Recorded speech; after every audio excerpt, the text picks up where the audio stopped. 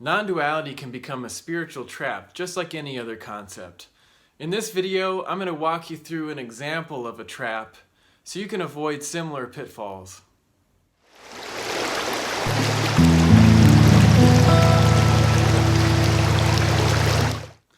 I'm Russ Rapp, and I'm here now talking about non-duality. I want to come up with a new tagline for my videos. The previous one was New Ways of Seeing Non-Duality, but I want to kind of change it up. I want it to be a phrase that really captures what I'm trying to express in these videos, or maybe my niche within the non-dual community. So if you have any ideas, leave them in the comments below. I guess I would ask, at minimum, you should probably watch about 5 of my videos to really get a feel for what I'm trying to say here, because each video is very similar but a little bit different. So today we're going to talk about non-duality and non-dual traps. And what I mean by that is non-duality means not two.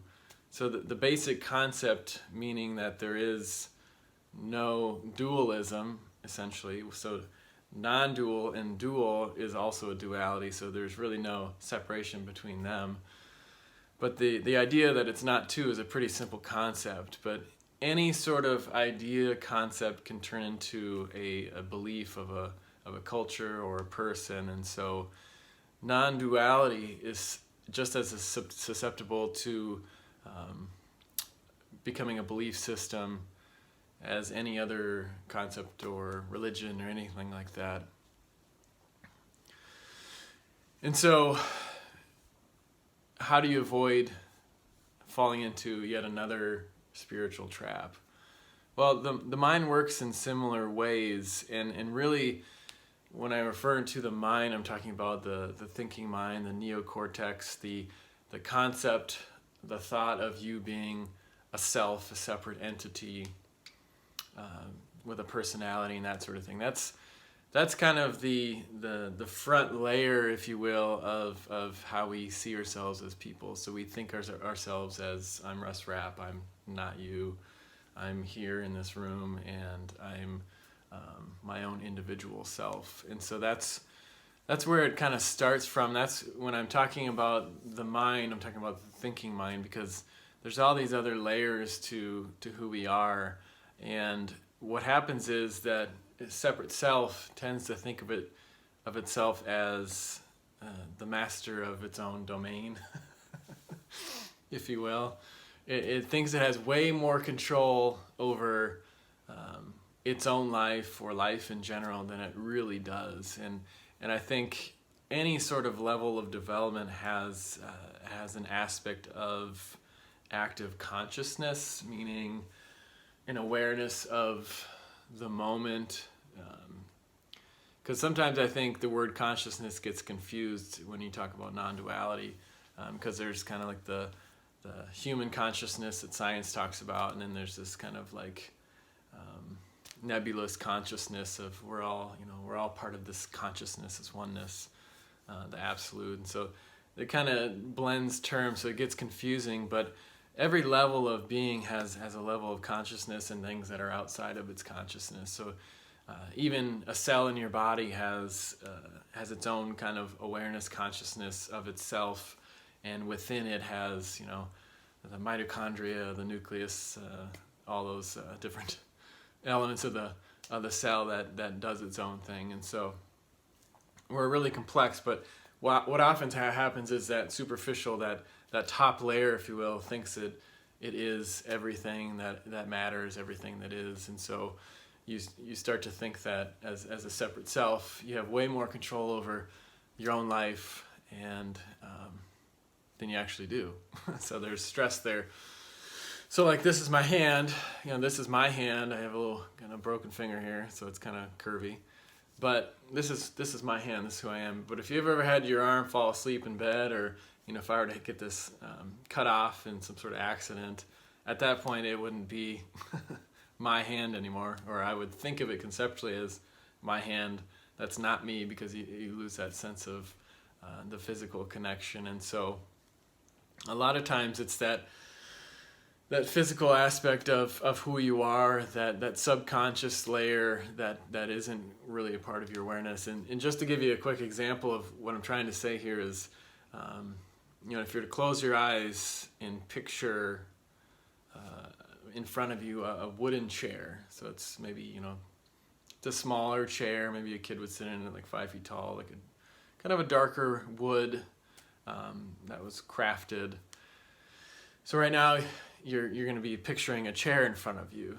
And so were you able, was it because you decided as a separate self that I'm going to listen to Russ and picture this chair in front of me, and I created this image of a chair in my mind? It's not really, because I could change it up and say, hey, picture a pink elephant in front of you, like maybe the size of a bread box. No. Yeah, a pink elephant you can hold in your hand, and immediately your mind's going to think of a pink elephant the size of a bread box.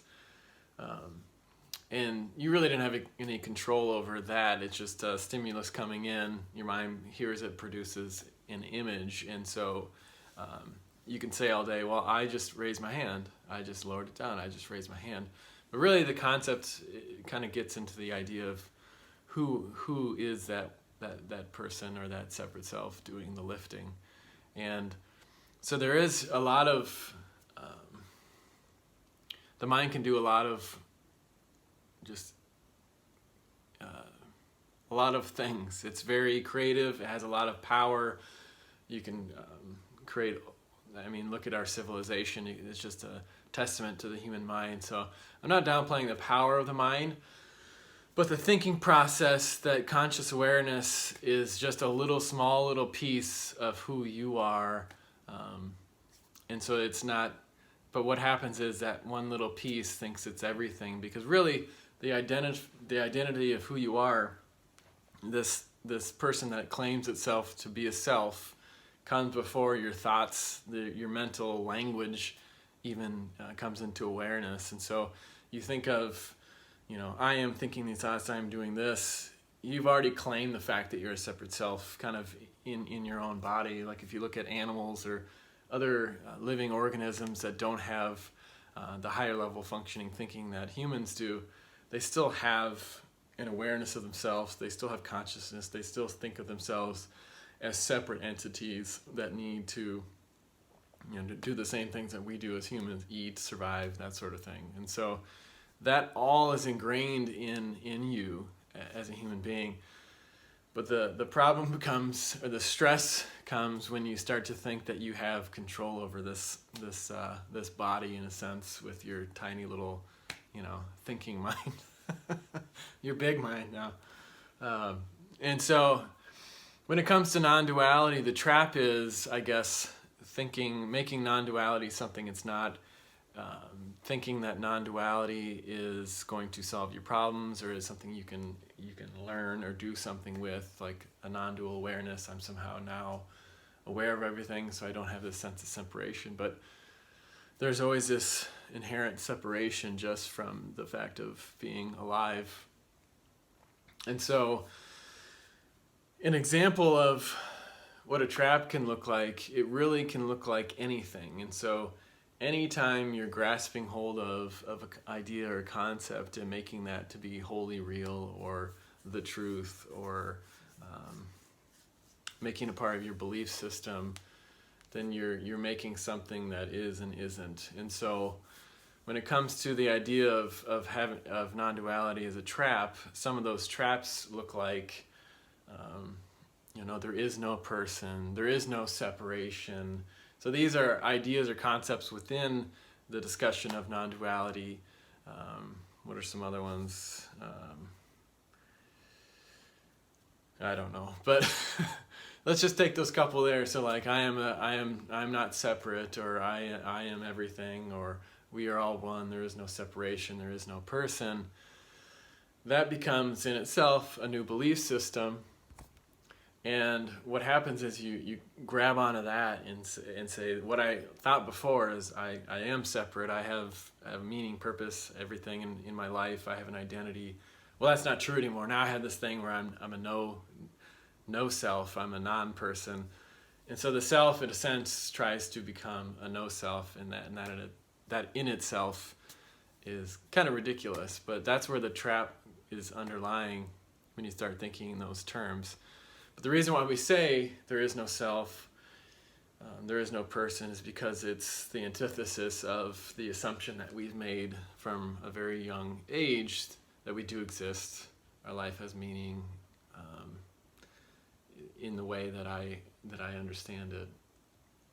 And so those are the basis of the traps. So you can see right there what the traps could potentially be in non-duality. And so holding on to those thoughts as being somehow more true than other things, that's where you fall into having issues, I guess. So I'm going to quick walk you through. Here's an example. I kind of have the concept of what I'm going to talk about. But we're just going to walk through it and see what happens. And that's kind of how the mind works. You know, I don't really have control what's going to pop in my head, but I have a basis of what I'm going to say. So close your eyes. I'm going to close my eyes and just picture yourself. Let's just say you drive to work, just to think in those terms. Maybe you don't, but let's just assume you are. So you leave work and you're going home for the day. And you get in your car and you're driving down the road and you're thinking to yourself about that comment that your coworker made and how that was a little bit insensitive. You know, they don't really understand what you're going through and the problems that you're having and kind of the anxiety that you're feeling and why do they have to be so mean? But you know, I want to be a bigger person, so I want to show compassion for that person. But why am I feeling this way? Why am I criticizing them in my mind? I should be a person of compassion, because the truth is that we're not separate. So we're driving down the road. You're driving down the road still. Together we are. So you're thinking these thoughts, and all of a sudden you're like, well, did I use my turn signal there? Oh my God. Like, I was totally stuck thinking about my coworker, or whether I was being compassionate, or whether I'm a non-self. But what if I would have just caused an accident? You know, so I could have died, or someone could have died because I wasn't paying attention. I was stuck in my head. You pull off in the off ramp. You're driving down. But nothing happened because I'm sitting here right now.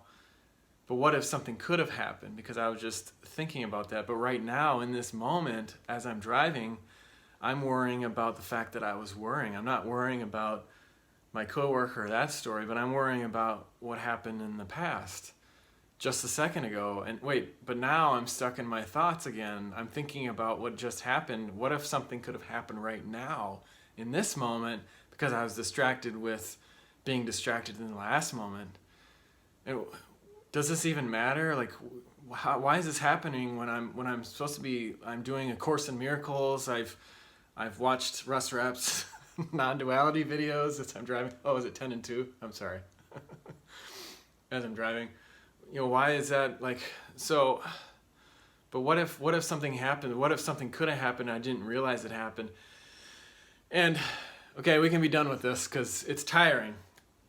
But that's an example of how an anxious mind, let's say, could work. Maybe your mind doesn't work exactly like that. Maybe you're thinking about things that you think are more relevant to your own life. But ultimately, a lot of the times, people are distracted by something in the future or something in the past. But when you get into talking about non-duality or being present, or A Course in Miracles, non-duality, you start to focus so much energy on the fact that you're not focusing on the moment. You're not being conscious in the moment. And so that adds a lot more stress, a lot more anxiety. And so what happens is, with that, is you're trying to use the mind to get out of the mind. And so as I'm not sure who said this, but where attention goes, energy flows. And so the more you focus on your thoughts and trying to make them more non-dual, the more you start to have kind of separate yourself from the moment. And so then it just compounds from there on. But that's essentially, the mind is a continual thing that just flows like with anything else. Your heartbeat continues. And so your mind works in a certain way, and that's just how it works. And you can quiet the mind and be in the moment and not have thoughts, and that's fine too. But ultimately, trying to use the mind to get out of the mind is causes more distress for you as a person. And the reason why we focus so much on the mind, because that's where the problem is seen when it comes to non-duality. The idea that you are a thinking mind, that your thoughts are the problem, because in a sense that is that like I said, that outer layer of who you are that we have believed to be ourselves. And so when that malfunctions, that becomes the whipping boy of your belief in non-separation. So you're focused on correcting the mind, because that's ultimately where the issue, the problem has arisen, and that's where non-duality attempts to solve that issue, because it's basically taking what the mind believes, that it's a separate, long-lasting, individual being that lives and dies. That's the belief that it has, and non-duality flips it on its head and says, hey, maybe you're not right. Maybe that's incorrect. And so by saying that you're a non-person, that you're not separate, it's basically showing you that there is another way, or that trying to show you the whole picture that the mind does not want to grasp, because the mind thinks in duality.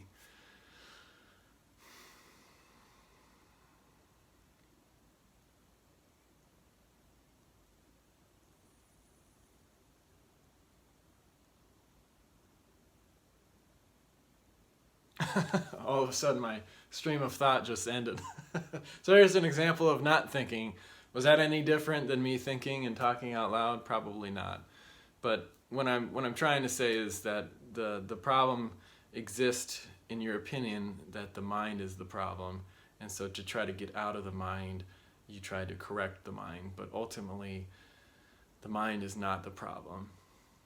The belief is there, and you can show it another belief, but regardless of whether you believe one thing or another, this what is, this wholeness is always there, regardless of whether you're doing what you think you should be doing or not. So